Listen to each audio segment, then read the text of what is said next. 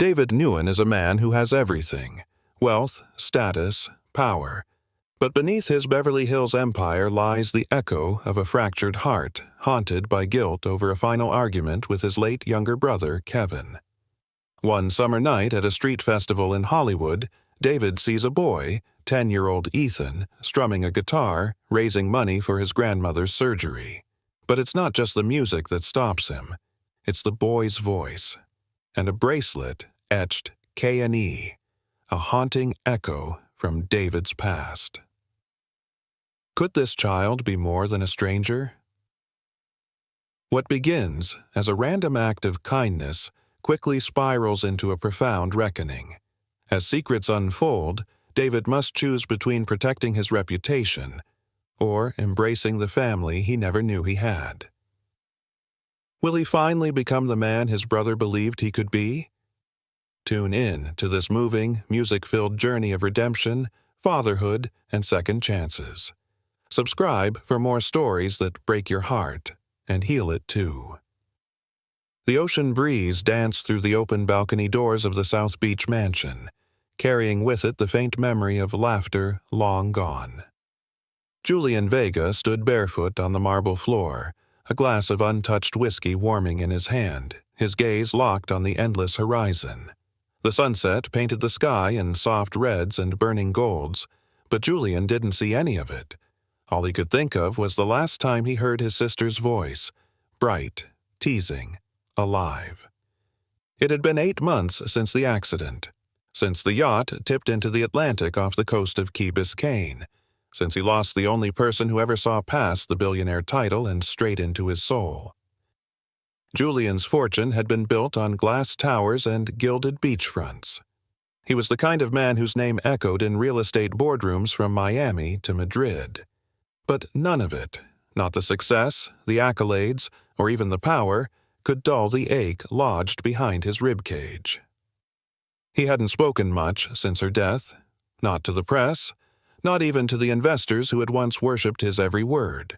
But grief had a way of pulling the strongest men into silence, and Julian Vega was no exception. Tonight was supposed to be a change, a spark of something different. The Miami Arts Collective was hosting an invitation-only preview gala in Julian's newly renovated Collins Gallery. His team had begged him to make an appearance, to remind the public you're still alive, his assistant, Marcy, had said. He almost didn't go. But something, maybe guilt, maybe the ghost of his sister whispering in his ear, nudged him to leave the shadows. The gallery pulsed with warm lights and ambient music. Socialites, critics, and collectors floated through the space, clutching champagne flutes and murmuring over abstract canvases and mixed-media sculptures. It was the kind of curated opulence Julian once found thrilling. Now it felt hollow. That's when he saw her.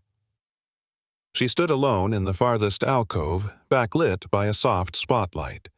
Her long, dark hair cascaded over one shoulder, and a paint-smeared apron still clung to her frame. She wasn't dressed for a gala. She hadn't even taken off her studio gloves. But she was radiant. Camila Diaz. She wasn't on the official roster. Her art, a series of large-scale oil portraits done in hues of midnight and flame, wasn't part of the collective's programming. Yet, here she was, captivating half the room with her unfiltered passion and the kind of quiet gravity that refused to beg for attention. Julian couldn't look away. He watched her brush a wisp of hair behind her ear as she answered questions from a local reporter. Her voice was melodic, low, and textured with honesty. "I paint to remember," she said softly. "Not always people. Sometimes moments, feelings, sounds that don't have words. My brother used to say music leaves a trail. I think art does too." The words struck Julian in the chest. Something cracked quietly inside him. His sister had been a musician, always humming, always filling his sterile rooms with melodies even when he told her to keep it down. Camila turned then, her eyes landing on him for the briefest second, and she smiled.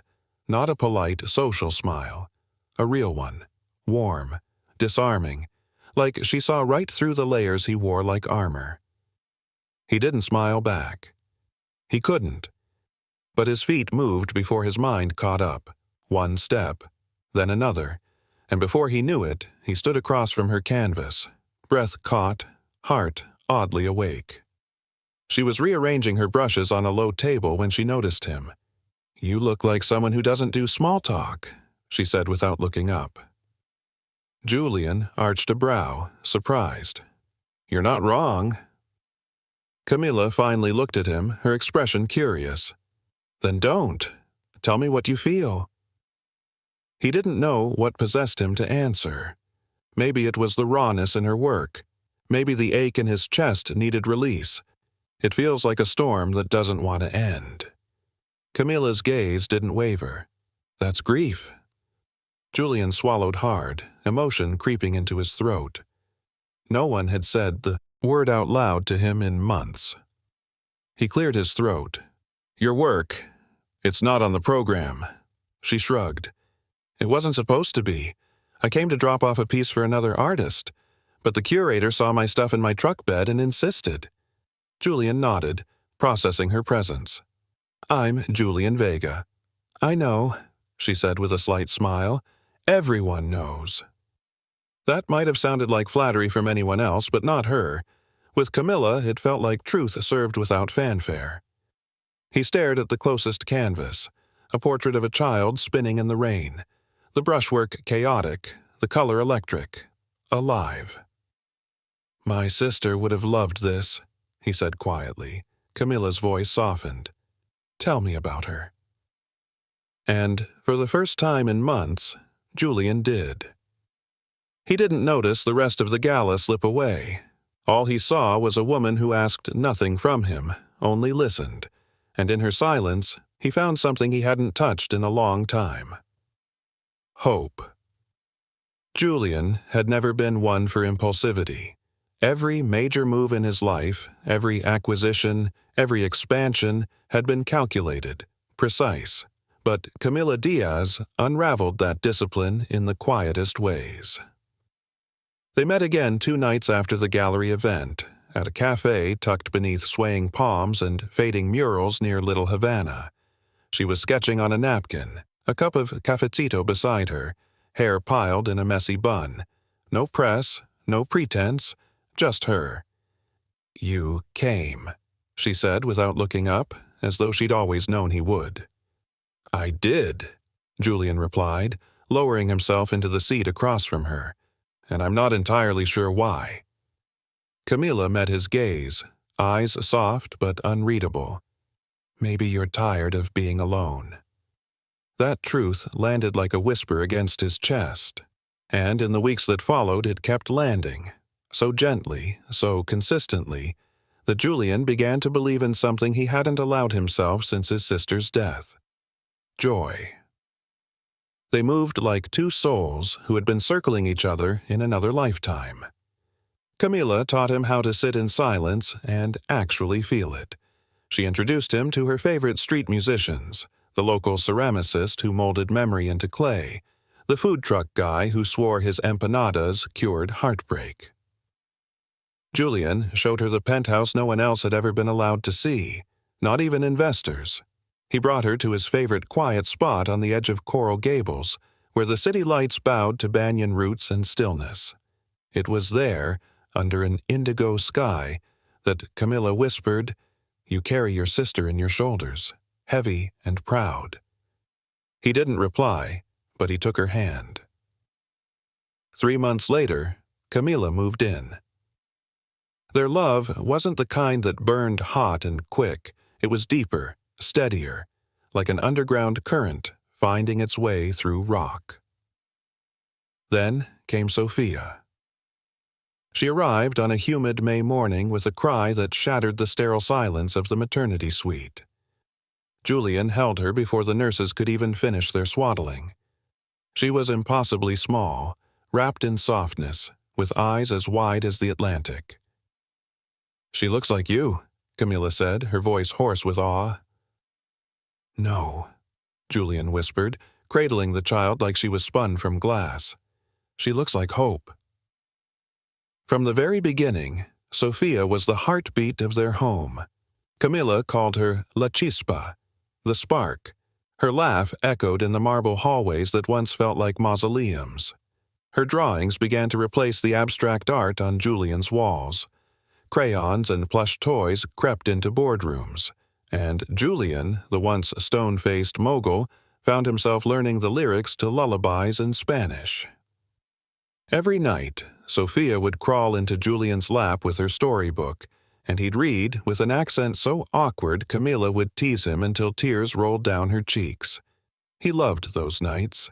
The scent of warm milk in the air, the sound of Camilla humming while brushing Sophia's hair, the way their daughter clutched her tiny charm necklace when she was sleepy, the one Julian had designed and given to Camilla years before, engraved simply with 3 initials. J.C.S. A family. Imperfect. Sacred. Real. But even in light, shadows wait. Julian's best friend, Marco del Toro, a fellow developer and groomsman at their wedding, watched it all with the smile of a man who played poker for blood. Publicly, he toasted Sophia's birth and gifted a platinum rattle in a velvet case. Privately, he seethed. Marco had grown up with Julian. They had built their empires side by side. Julian with vision, Marco with ruthless execution. But somewhere along the way, admiration turned to envy, and nothing had deepened that bitterness like watching Julian fall in love, become a father, and choose family over ambition. "He's soft now," Marco said once to an associate after a charity gala. "Soft men make mistakes." Camilla sensed it, a chill that lingered too long after Marco's visits, a question that hung unspoken in Julian's silence whenever Marco's name came up. But Julian dismissed it. "We've been through everything together," he'd say. "He wouldn't betray me, Camilla had." Nodded, but her eyes always said otherwise. And so, the house on Ocean Drive carried on, bright with life, brimming with warmth. Sophia learned to walk along the garden path where Camilla painted. Julian cut meetings short just to watch her giggle through sprinklers in the courtyard. Camilla's new series, The Unseen, sold out at the Frost Museum showcase. Everything, it seemed, was golden. Until the morning they didn't come home. Julian returned from a site visit in Brickell to find the house empty. Sophia's backpack still on the couch, Camilla's apron slung over the easel, but no trace of them. No note, no call, just silence. He tried their phones, straight to voicemail. Security footage showed them leaving the house around noon. Smiling, calm. A trip to the farmer's market, Camilla had mentioned. They never returned. And hours later, Marco called. His voice tight. "Julian, we need to talk." Julian's heart stopped. Not in the way a man feels panic, but in the aching, hollow silence that overtakes you when the ground beneath what you love suddenly dissolves. He replayed Marco's words in his mind as he paced the sun-drenched foyer of his mansion. "We need to talk." No urgency, no panic, just deliberate calm, almost rehearsed.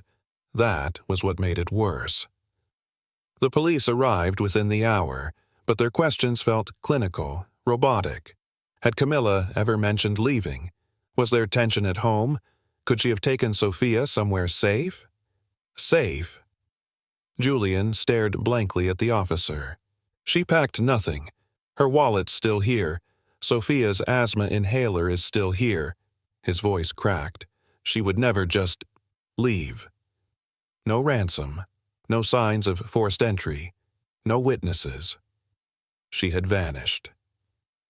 That night, Julian sat in Sophia's room, knees pulled to his chest on her pink beanbag chair.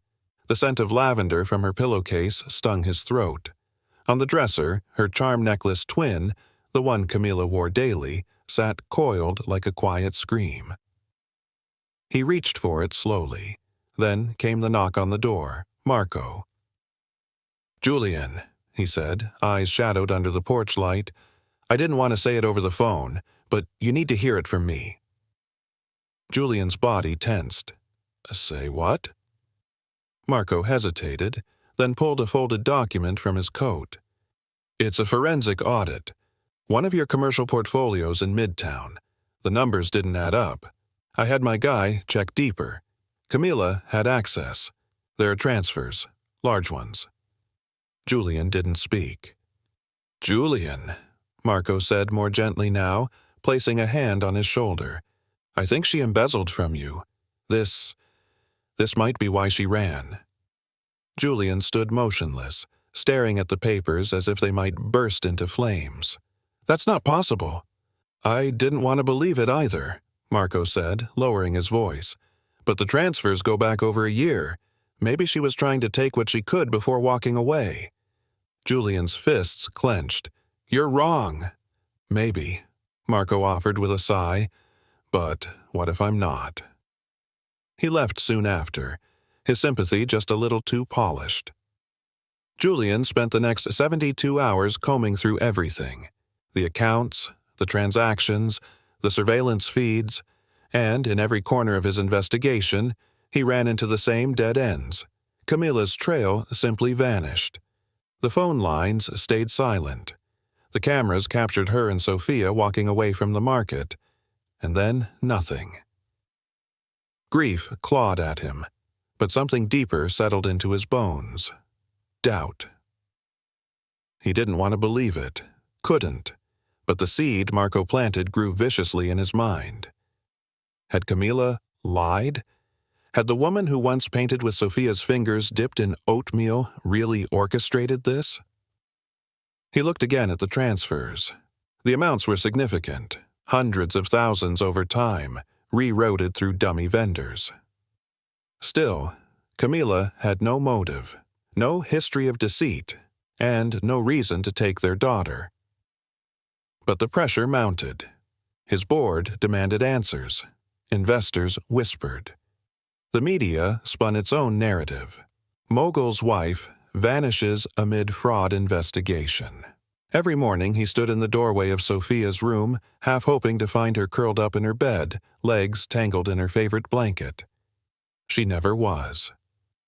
6 months passed. No clues, no sightings. Eventually, the investigation slowed. The media moved on.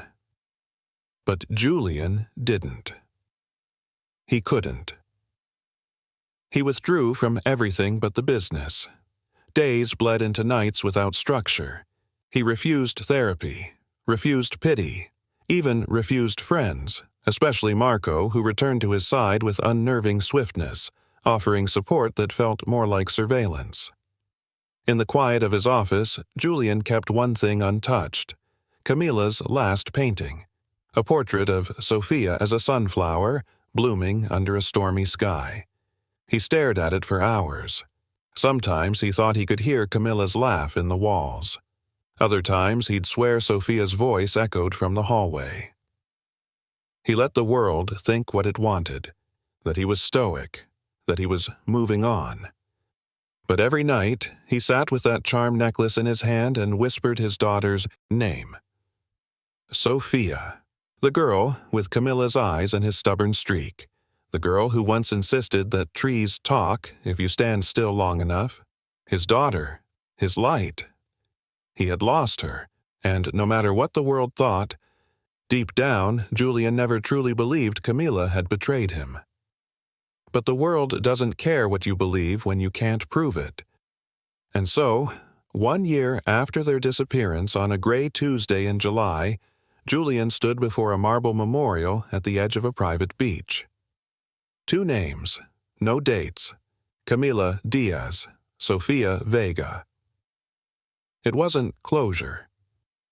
It was surrender. Until, 5 years later, on a street corner in a run-down Miami neighborhood, Julian heard a girl's voice cry out, "Please don't yell. I'm sorry. I'll clean it up." He turned instinctively and froze. Because the child being scolded by a vendor for dropping a basket of fruit looked up and wore Camila's exact smile. The girl couldn't have been more than 6 or 7. Her hair, dark and messy, framed a face so achingly familiar that Julian stopped breathing. The vendor kept yelling, some nonsense about a spilled crate of plantains, but Julian heard none of it. His heart was thudding so violently that the sound muffled everything else. The child looked up, and for a moment, time rewound, because that smile, timid and apologetic, was Camila's. Julian's feet moved before his mind caught up. He stepped in, gently placing a hand on the vendor's arm. "Hey," he said, voice firm but calm. "She's a kid. Let it go." The man grumbled something under his breath, retreating back into the shop. The girl sniffled and began gathering the scattered fruit. Julian knelt beside her, his voice softer now. "You okay?" She nodded wordlessly. "What's your name?" he asked. The girl paused. "Sophia," she said quietly. "Sophia Diaz." Julian's entire body stiffened. His pulse pounded in his ears. He tried to speak, but his throat tightened. Diaz. Camila's last name. Sophia looked up again, more curious now than frightened. "You don't look like you're from around here." Julian managed a small smile. "I'm not. Just visiting." He wanted to ask 1,000 questions. Who do you live with? Do you know your mom's full name? Do you have a charm necklace? But he held back. She was a child, a stranger, and he couldn't scare her. She gathered the last fruit, balancing the basket with practiced effort. "I should go." "Wait, can I help you carry that?" Sophia considered him for a long moment. "It's not far." "I don't mind." She gave a cautious nod. They walked in silence through cracked sidewalks and narrow alleys. At one point, she adjusted the basket, and Julian instinctively reached to help, his hand brushing against hers. It was small, fragile, but strong, like Camila's. A 10-minute walk brought them to a weather-worn apartment building with faded green shutters and graffiti-stained brick. Sophia pushed through the rusted gate and climbed the stairs to the second floor. She knocked twice on the door. A moment later, it creaked open to reveal an older woman, thin, gray-haired, with kind but wary eyes. "Sophia," she scolded gently, "what took you so long?" "I dropped the basket." The woman's eyes shifted to Julian. "And who's this?" "He helped me." The woman's stare lingered. Julian held her gaze. "I'm just a passerby. I saw her being yelled at in the market. I couldn't walk away." She softened slightly. "Well, thank you. That was kind of you." "I'm Julian," he offered. The woman hesitated, then extended her hand. "Elena, I'm taking care of her." "She your granddaughter?" Elena looked down briefly. "Something like that." Julian didn't press. Not yet. Sophia had already slipped inside, humming softly under her breath. Julian's heart clenched.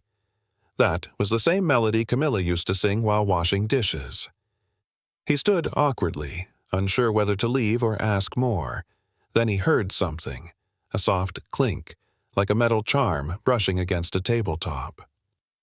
He looked through the partially open door. There it was, on the counter, a leather cord frayed at the edges with a silver pendant engraved with a tiny sunflower. Camila's necklace. The world tilted beneath him. "Elena," he said, his voice suddenly rough. "That necklace, where did Sophia get that?" Elena followed his gaze, and her expression shifted from guarded to grim. "It was her mother's." Julian swallowed hard. "Camila Diaz?" Elena's silence confirmed it. Julian stepped inside, unable to stop himself. "I need to know what happened. Please." Elena closed the door behind him and nodded slowly, leading him to the worn couch in the tiny living room.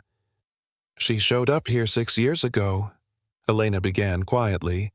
"No money, just a suitcase and that little girl in her arms.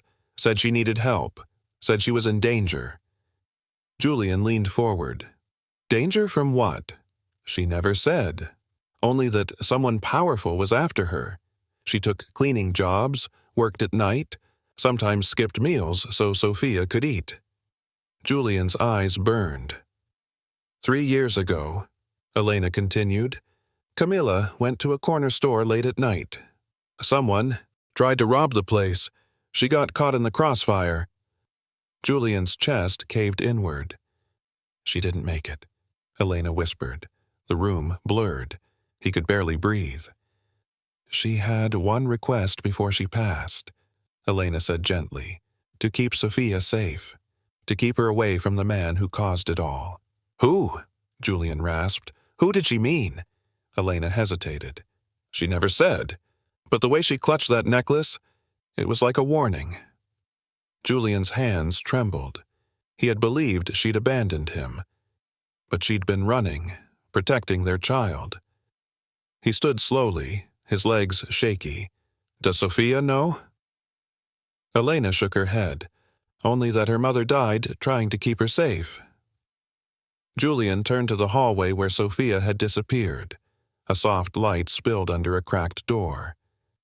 He wanted to run to her, to hold her, to tell her everything. But not yet, not until he was sure.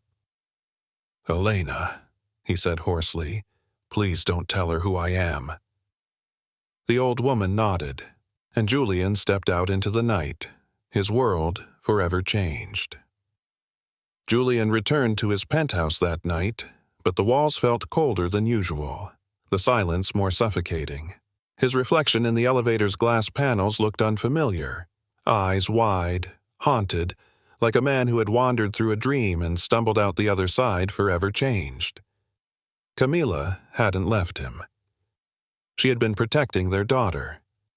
And Sophia, his daughter. Julian sat in his office until dawn, staring at the charm necklace on his desk, an exact twin of the one he'd seen in Elena's kitchen, a gift he'd commissioned for Camilla when they were still building their life together. 2 sunflowers engraved on silver, one for hope, the other for faith. He remembered the way Camilla had held that necklace when they argued, how she'd clutched it when she promised through tears, "You'll understand someday." That day had come.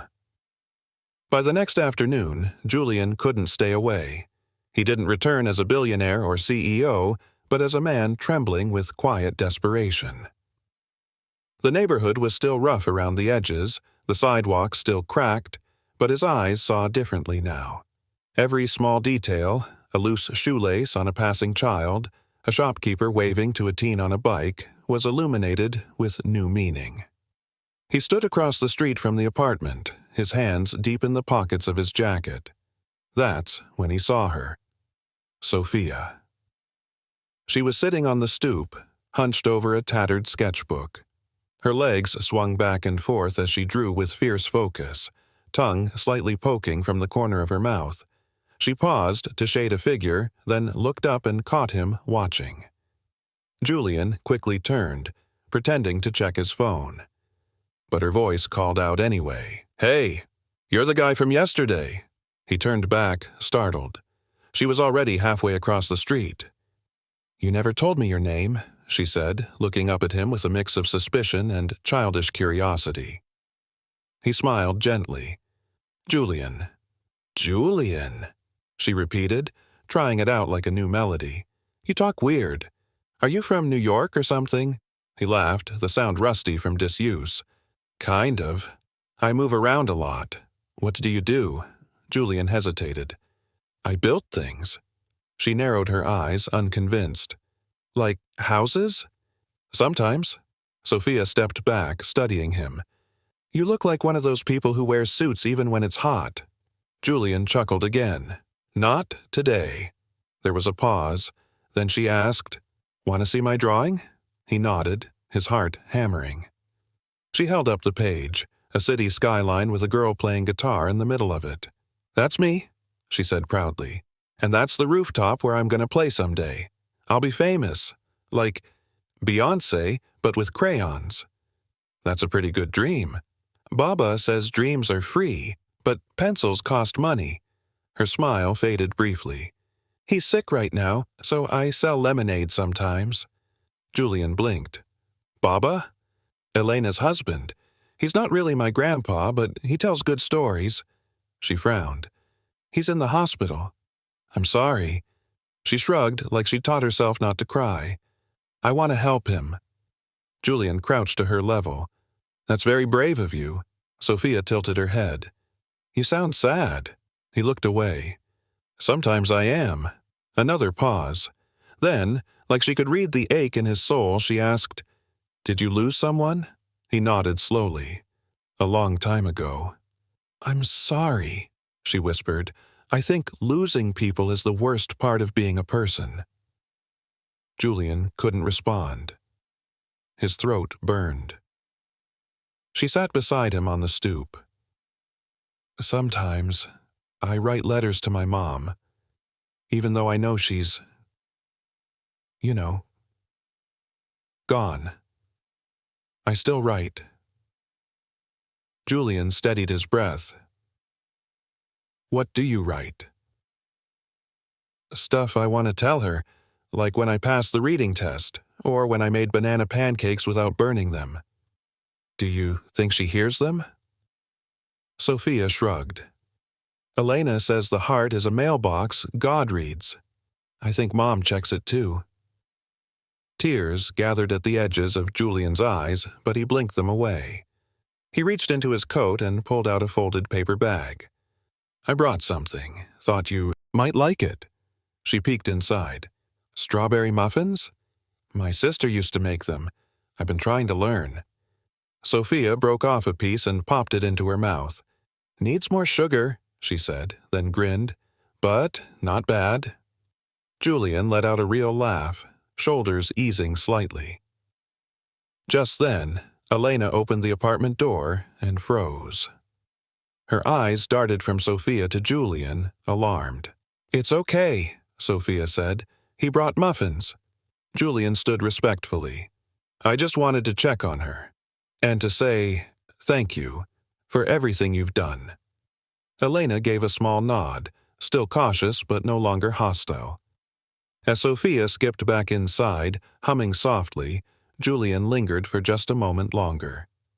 May I come by again? Elena studied him. Only if you don't bring any lies. Julian nodded. No lies, just muffins.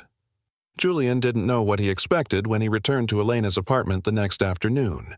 Maybe a closed door, a polite refusal, or silence. But Sophia was already on the stoop when he arrived, a sketchbook in her lap and a banana muffin, this time slightly burned, balanced beside her. You're late, she said without looking up, tongue poking out slightly as she drew. Julian smiled. You keeping time now? I'm trying to draw shadows right. I need to know where the sun is. He sat down beside her. Do I get to see today's masterpiece? She held it up. A figure standing on a hill, looking out at a sky filled with clouds shaped like musical notes. At the corner, the words, Dream big, even if the sky isn't listening, were scribbled in blocky letters. Julian's throat tightened. That's beautiful. Thanks. It's for my mom, she said casually. She always said music lives in the sky. Julian studied the drawing. Something about it, a familiar softness in the clouds, the looping font of the letters, struck him with strange recognition. I saw that phrase before, he said quietly. Really? Sophia looked up, eyes wide. In a painting, Julian replied. Your mom used to say it when she worked late into the night. Sophia tilted her head. You knew her? Julian hesitated. The truth sat heavy behind his ribs, pressing against everything. A long time ago, before you were born. Sophia nodded slowly, as if understanding more than he'd spoken aloud. Then she stood. Come inside. Baba's sleeping, but I can show you something. Julian followed her up the creaky stairs, the hallway narrow and dim. The apartment was cramped but warm. There were stacks of coloring books, thrifted throw pillows, and a whiteboard covered in notes scribbled in two different handwritings, Sophia's and Elena's, he assumed. She led him to a small room at the end of the hall. On the wall hung a series of small canvases. Each one bore Camilla's unmistakable style, soft strokes, vivid colors, hidden messages in the paint. But one made Julian freeze.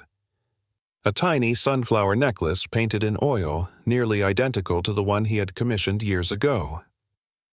She made that the night before she left, Sophia said softly. Julian stared at it, his heart unraveling. "Do you miss her?" Sophia asked suddenly. "Every day," he whispered. "She used to say that sadness isn't heavy. It's just sticky. It stays until you give it somewhere to go." Julian looked at her, this brave, honest little girl, and nodded. She was right. From the kitchen, Elena's voice called, "Sophia, can you bring me the tea towels?" "I'll be back," Sophia said, skipping off. Julian wandered toward the bookshelf near the window.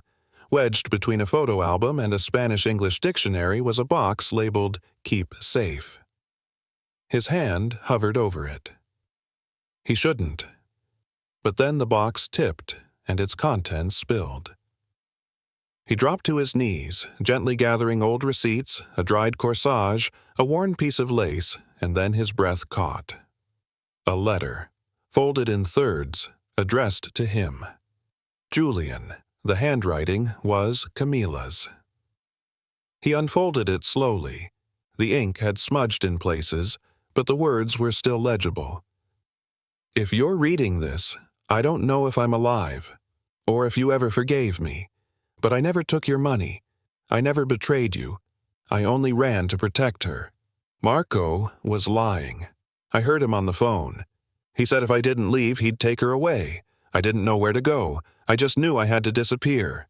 Please, if you ever find this, find her. Sophia deserves better than this world gave us." Julian's hands shook. He had spent 6 years believing a lie. Marco. The name burned through his mind like acid. That same night Camilla disappeared, Marco had offered to clean things up. He said Camilla was unstable, emotional, that her leaving was for the best. Julian, drowning in heartbreak, had believed him. And now he saw the truth. Elena entered quietly, pausing when she saw him on the floor. "You found the letter," she said. Julian looked up, his voice trembling. "Why didn't you tell me?" "I didn't know who you were until last week," Elena said softly. "Then I saw how you looked at her. I remembered that look." Julian folded the letter with care. He threatened her. Marco, Lena's, eyes darkened. He did more than threaten. After Camilla was gone, men came looking, asking questions. Sophia and I had to move 3 times in 2 years. Julian clenched his fists. "I won't let that happen again." From the hallway, Sophia's voice echoed. "Julian? Are you leaving?" He stood and walked toward her, kneeling beside her. "No, Sophia," he said, placing a hand gently on her shoulder. "I'm just getting started." Julian barely slept that night.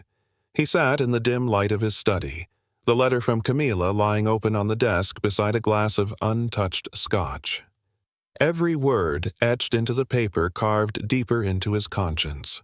The weight of truth, of lost years, of a love he doubted too easily, settled on him like a second skin. By morning, he was already outside Elena's apartment before the sun broke across the Miami skyline. Elena greeted him with a tired but knowing look. "She's still asleep. We had a long night." Julian nodded, clutching a manila envelope in one hand. "I need to talk to you." She let him in without a word. They sat at the small kitchen table, a pot of weak coffee between them. "I contacted my attorney," Julian began, voice firm but low. "We're starting proceedings. I want to become Sophia's legal guardian." Elena stirred her coffee slowly. I figured you would. She's your daughter, after all. Julian swallowed. I didn't know. I should have. But I let Marco twist everything. I let grief, fear, pride blind me. Elena looked him straight in the eyes. Camila never stopped loving you, even after she left. Even when we were broke, scared, moving from place to place, she never said a bad word about you. She always said you were a good man caught in a bad storm. Julian's hands tightened around the mug. Do you remember the day she died? He asked quietly. Elena's face darkened. I remember the night like it seared into me. We were living in that rundown duplex near Little Havana. Money was tight. She went out to get groceries, just some milk and bread. Her voice cracked. She never came back. Julian's throat went dry. The police said it was a robbery gone wrong, but she had nothing on her, just $5 and her purse. Julian opened the envelope and slid across a set of printed images, still frames from a street security cam, blurry but damning. I hired a private investigator. That wasn't a random robbery. That man, he pointed, is on Marco's payroll. Elena covered her mouth, her eyes brimming. Oh my God! She knew. Julian whispered. She knew someone was after her, and she still went out that night. Elena nodded slowly. Because Sophia had a fever. We didn't even have Tylenol. She went for medicine. The words landed like hammer blows. I should have been there, Julian said hoarsely. You weren't, Elena replied, not cruelly, just honest. But you're here now. That counts for something. A soft voice interrupted them. Julian?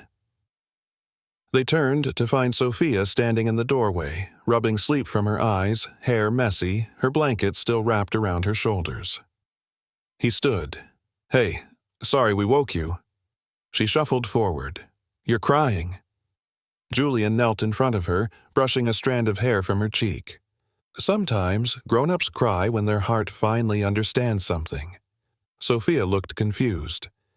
Is your heart okay now? He smiled faintly. It's learning. She wrapped her arms around his neck and he held her tightly, so tightly. I have something for you, he said, reaching into his coat pocket. He pulled out a tiny velvet box. Sophia's eyes widened. Inside was a silver locket, etched with swirling designs. Your mom gave this to me once, Julian said, voice soft. Now, I want you to have it. She opened it. Inside was a photo of Camila on one side and a new picture of Sophia on the other. She's beautiful, Sophia whispered, tracing her mother's face. She was everything, Julian replied, and so are you. That afternoon, Julian returned to his penthouse, not as a man escaping grief, but as a man finally chasing redemption. He moved swiftly. By evening, 3 security firms were reviewing every employee Marco had ever hired. His attorneys were drafting an injunction. His real estate assets were frozen. He wanted every thread of Marco's web unraveled. At the center of it, Marco sat smugly at his usual cigar lounge, unaware the walls were closing in. Julian stood outside in the dark, watching from across the street. He didn't go in, not yet. Justice wasn't a fist, it was a reckoning, and it was coming. But tonight wasn't about Marco. It was about Camila, about Sophia, about the promise to be better. That night, back at Elena's, Sophia crawled into his lap with a book. You read to me? She asked. Every night, he said without hesitation. And when she fell asleep with her head on his shoulder, her fingers still clutching the locket, Julian kissed the top of her head gently.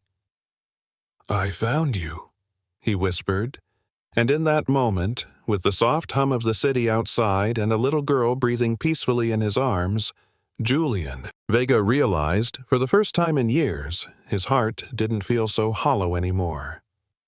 Julian stood at the edge of Biscayne Bay, the early morning tide lapping gently against the dock. The city behind him was waking up, boats stirring in the marina, gulls circling overhead, joggers weaving along the boardwalk. But his mind was fixed on one thing: the truth. He had already lost too much. By noon, Julian's penthouse had turned into a quiet command center. Files lay open across the dining table: bank records, Marco's investment history, surveillance photos, old text messages retrieved from encrypted backups. The private investigator he hired, Eduardo Morales, was a former FBI field agent, quiet, analytical, and unnervingly direct. "You were right," Eduardo said, pointing to a time-stamped photo. "The man who killed Camila was contracted through a shell company linked to one of Marco's offshore accounts. It wasn't a robbery gone wrong. It was a hit." Julian's jaw clenched. Why would Marco go that far? Eduardo exhaled slowly. Power, envy, control, take your pick. Your marriage to Camila marked the beginning of his loss of influence. He couldn't manipulate you like before. She grounded you. He lost access to more than just real estate. He lost leverage. Julian's eyes narrowed. He murdered her over that? Eduardo nodded grimly. And he tried to make it look like she betrayed you. Julian stared at the photo of the man who had pulled the trigger, Miguel Peraza, a name that now sat front and center in every document Eduardo compiled. They had his employment records, flight logs, burner phones, and even a call history linking him to a number Marco used exclusively for offshore dealings. But what made Julian's stomach turn was the report at the bottom of the file. Camila was shot at close range, execution style. She had no chance. He turned away, his breath caught in his throat. "I want him arrested," Julian said, his voice raw. "I want Marco to pay." Eduardo raised a brow. "We will, but you need to be ready for pushback. He's still protected. He has people in the DA's office, some judges. If you move too fast without airtight evidence, he'll bury this." Julian nodded slowly, fury held back only by restraint. "Then we move smart, not fast." Later that evening, Julian visited Elena's apartment again. Sophia was coloring quietly in the corner while Elena sorted through Camilla's old belongings. "She always meant to come back," Elena said softly, pulling a tattered envelope from an old suitcase. "She wrote you letters. She just never knew how to send them." Julian took the envelope, hands trembling as he opened it. "Julian, if you're reading this, I couldn't tell you in person. I left because I had to protect Sophia. I saw things I wasn't supposed to. I knew someone was watching me, and I knew if I stayed, you'd be the next target. I couldn't risk it, but I never stopped loving you. Never. She has your eyes, you know. Please, if anything ever happens to me, find her, love her, be the father I know you can be.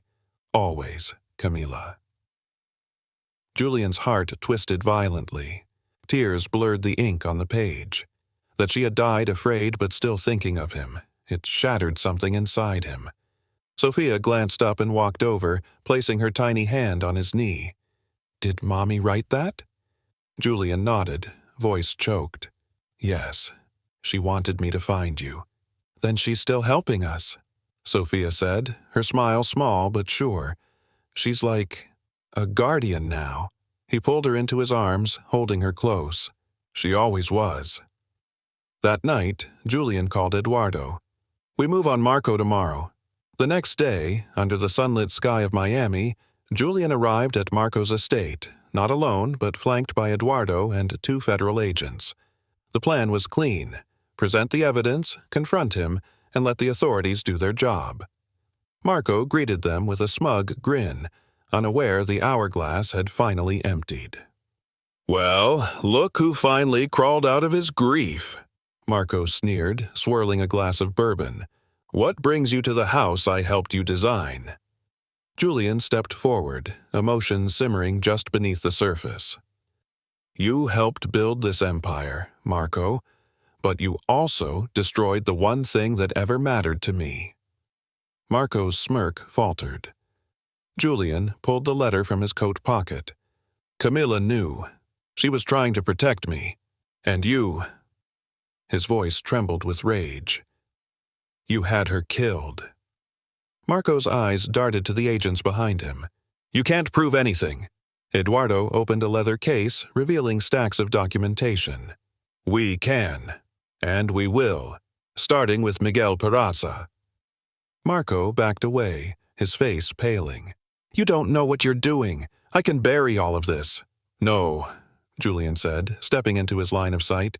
"You buried Camilla, but she left the truth behind. And now, I'm unearthing every lie you ever built your life on." The agents moved in, handcuffs glinting in the afternoon sun. As Marco was restrained, he shouted, "You think you're better than me, Julian? You needed me. You were nothing. Before me." Julian didn't flinch. "And yet, somehow, I'm still standing. And you're not." As they escorted Marco out, Julian looked up at the sky, where the sun was finally shining over a truth long hidden in shadow. He turned back toward the car where Sophia waited, and for the first time since Camilla's death, he felt something unfamiliar rise in his chest. Peace. The hush inside Julian's penthouse that night was almost sacred. The sun had dipped beyond the horizon, leaving only the faint hum of city lights outside and the rhythmic, soft breathing of Sophia asleep in the guest room. Julian stood in front of the glass wall overlooking Biscayne Bay, the still waters below reflecting the weightless quiet of what had just happened. Marco was in custody. But closure still felt like a mirage. Julian turned when he heard the front door click. Eduardo stepped in, coat draped over his arm, a thick manila folder in hand. "I found something else," he said, voice hushed, almost reverent. Julian took the folder, fingers trembling slightly. Inside were court transcripts from years ago, sealed proceedings buried under layers of bureaucratic red tape. Eduardo had pulled them from an encrypted database tied to the medical examiner's office. And there it was, printed in sterile black ink. Miguel Peraza had confessed in a plea deal. He hadn't been hired just for a robbery. He'd been instructed to make it look like one, but he was given specific instructions. Camila Diaz was to be eliminated. No witnesses, no questions. But the detail that paralyzed Julian was this. Sophia had been supposed to be there. Miguel's original plan had involved both mother and daughter, but that day, Camila had made a last-minute decision to let Sophia sleep over at Elena's for a school project, a decision that saved her life. Julian sank into the leather armchair behind him, the report falling into his lap. "He was going to kill them both," he whispered. Eduardo nodded solemnly. "She died, protecting her." A long silence followed until Julian finally broke it. "Does Sophia know?" "Only what you've told her," Eduardo replied, "that her mom died in a robbery, nothing more." Julian looked toward the guest room, the door slightly ajar. Inside, a soft nightlight cast a warm glow over a nest of pillows and stuffed animals. She had fallen asleep, holding one of Camilla's old scarves. "I don't want her to know that someone wanted her dead," Julian said, his voice low, his heart aching. "Not yet. Let her keep her innocence a little longer." Eduardo nodded again. "Then let's focus on protecting what she has left." As Eduardo left, Julian wandered back into the study. There, on the shelf, was one of Camilla's final paintings, a watercolor of a beach sunset, abstract but unmistakably hers. He touched the edge of the frame, his voice cracking as he spoke aloud to the room. "I failed you, Camilla, but I swear on everything I have, I won't fail her." The next morning, Julian packed up Sophia's things and drove to Elena's small apartment to return the few belongings they hadn't yet brought to the penthouse. As he stepped inside, Sophia raced to him, arms flung wide, eyes bright. "You came back!" He knelt and hugged her tightly. "I'll always come back for you." As they sat in the living room with Elena, Julian finally asked the question that had haunted him. Did she ever talk about what happened that day? Elena hesitated. Only once. A few weeks before it happened, she'd started looking over her shoulder. She didn't tell me everything, but I could tell she was scared. She said someone from your circle was watching her. Julian's jaw tightened. She never blamed you, Elena continued gently. She loved you too much to believe you'd ever be part of it. I should have listened to her, Julian murmured. Elena touched his hand. You were lied to, manipulated. But now you have a second chance. Just then, Sophia came out of the kitchen with a small shoebox wrapped in glittery pink paper. I want to show you something, she said. Inside were photos, postcards, crayon drawings, little keepsakes Camilla had saved with care, but at the bottom was a sealed envelope with Julian's name on it. His hands shook as he opened it. Julian, if you're holding this, I hope it means Sophia is safe, and somehow you found your way back to her. I was terrified when I left, not because I didn't love you, but because I loved you too much to risk what they might do to you. I knew Marco's ambition. I knew he'd never stop until he controlled everything you had, even your heart. Please raise our daughter with the gentleness you once showed me. Tell her I loved her with every breath I took, and forgive yourself, even if I'm no longer there to do it for you. You were never the villain, just a man in pain. With all my love, Camilla, tears blurred the words, but the message was clearer than anything Julian had ever read. He folded the letter carefully, pressing it to his chest.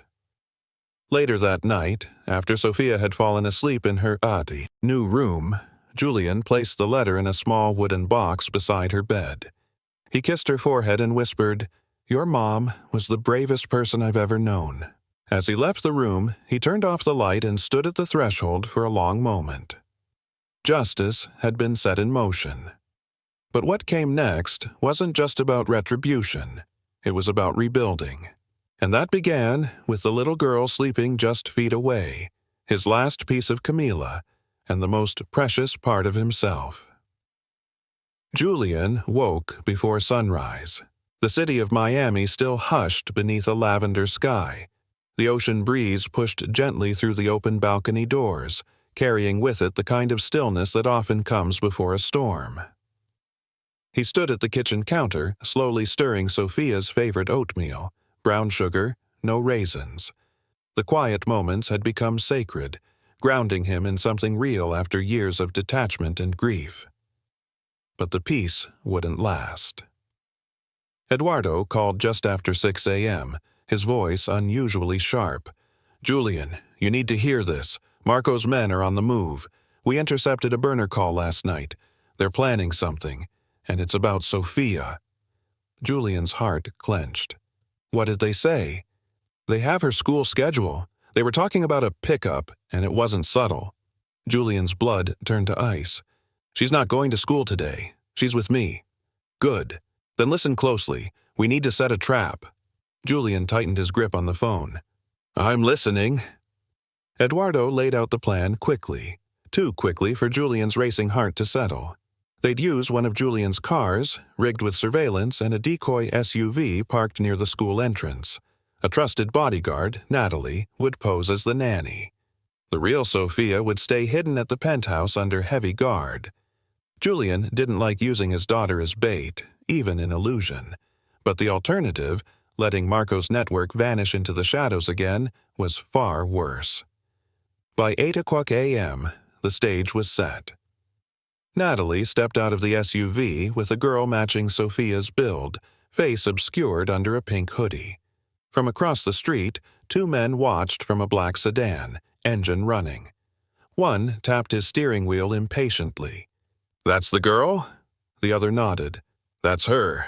Get ready. They moved quickly, too quickly.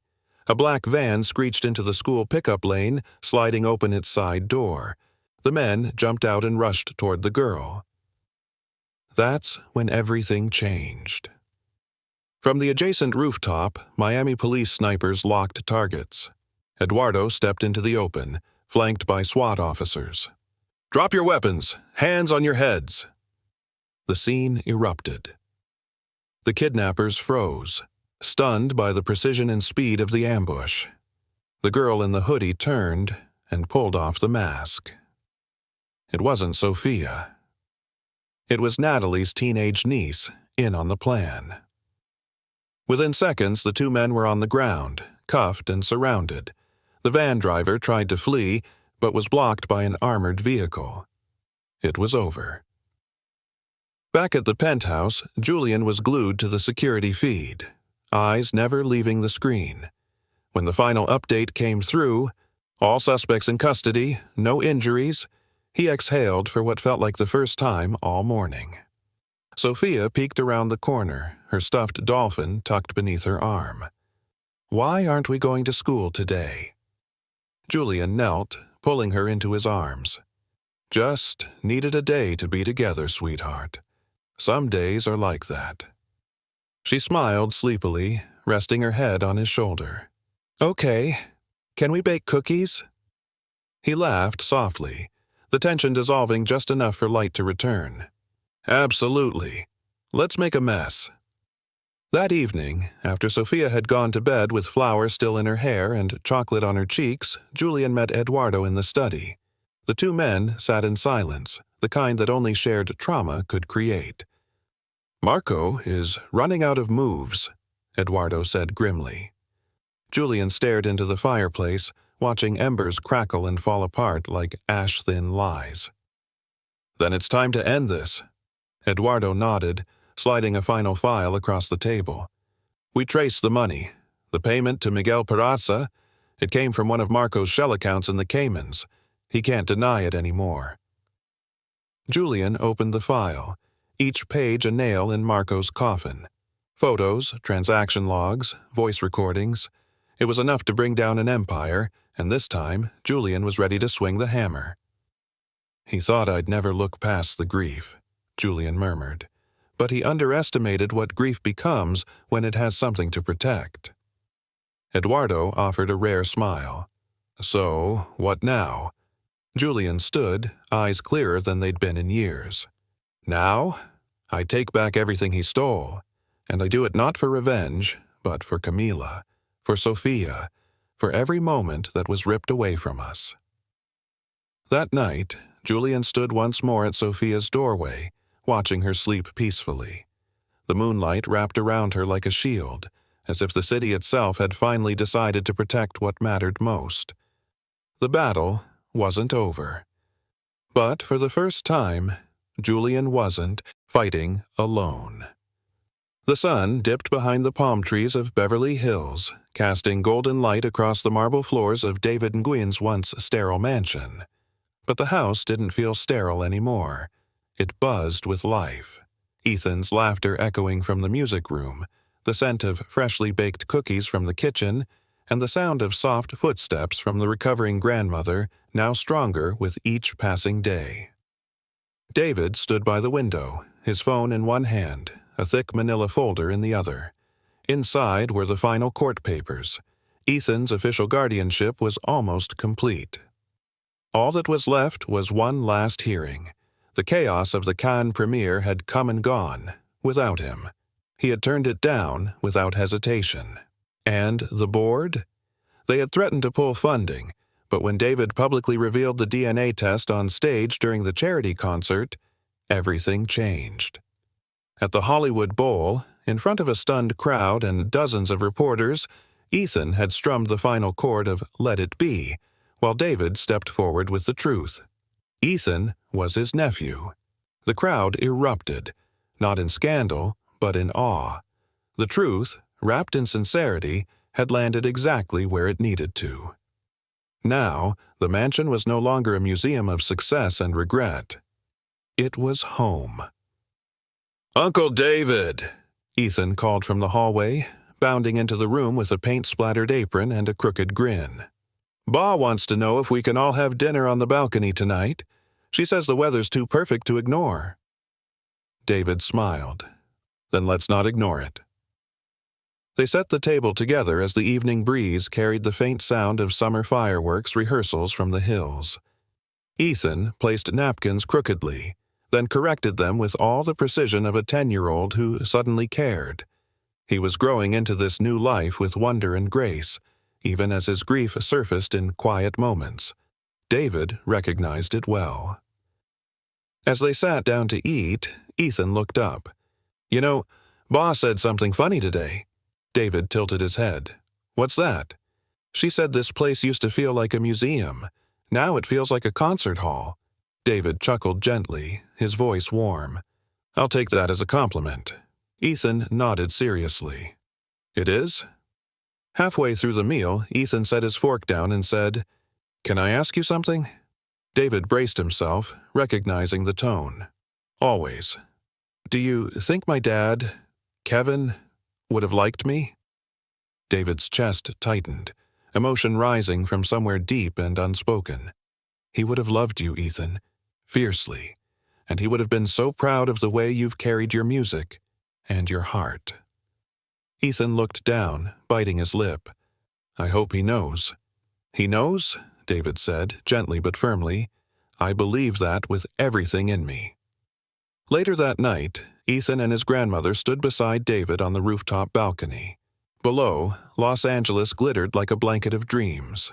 Above, fireworks finally began, blooming into color across the sky. As the first burst lit their faces, Ethan whispered, "Happy 4th of July." David turned to him. "This is your home now, Ethan. Yours and Ba's. Forever." The boy leaned into him, small hands clutching David's side. "Can I call you something else now?" David glanced down. "What's that?" "Dad." David's breath caught in his throat. Slowly, he crouched and met the boy's eyes. "I would be honored." As they turned back to the fireworks, David took the family photo he'd framed earlier, Kevin, Lisa, baby Ethan, and placed it beside a newer one, Ethan, Ba, and David, smiling at the Hollywood Bowl. The photos stood side by side on the balcony ledge, backlit by the city's glow. "Family," David whispered, "is the music that keeps playing even when the song changes." Below them, the final firework exploded, brilliant, radiant, a crescendo of light against the dark. And above them, something invisible yet unshakable held them together. The echo of love rediscovered, grief transformed, and a life forever changed by one boy's song. The Miami courtroom was hushed, every creak of the old wooden benches echoing like thunder. Julian sat with Sophia by his side, her small hand cradled in his. She wore a soft blue dress, her curls pinned back with a clip Camilla had once made from seashells and ribbon. It had been Camilla's favorite. Across the room, Marco sat in handcuffs, his once polished confidence reduced to a bitter shadow. The evidence was irrefutable. Bank records, security footage, witness statements. His lawyer no longer even pretended optimism. When the judge's gavel finally dropped, Marco didn't react. He simply closed his eyes, jaw clenched, like a man surrendering to the tide. 25 years without parole. Julian didn't look at him. He had nothing left to say to the man who destroyed his family. Outside, reporters swarmed the courthouse steps. Microphones thrust forward, cameras flashing. Julian shielded Sophia with his arm and leaned in toward her ear. "Let's go home," he said gently, and she nodded. They didn't speak during the ride.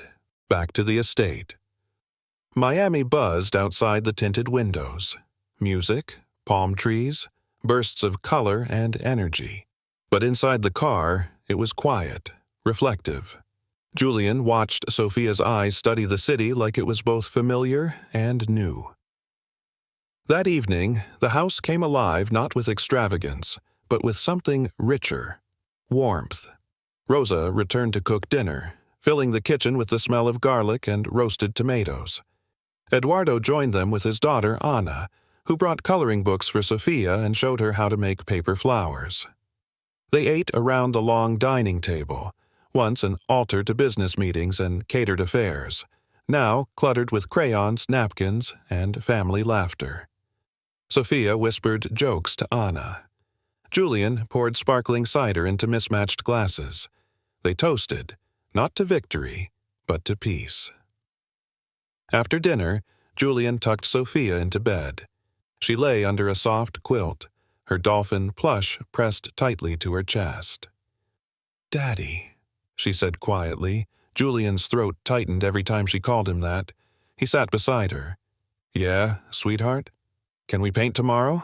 He smiled. "Anything you want." She nodded, then asked the question he'd been waiting for.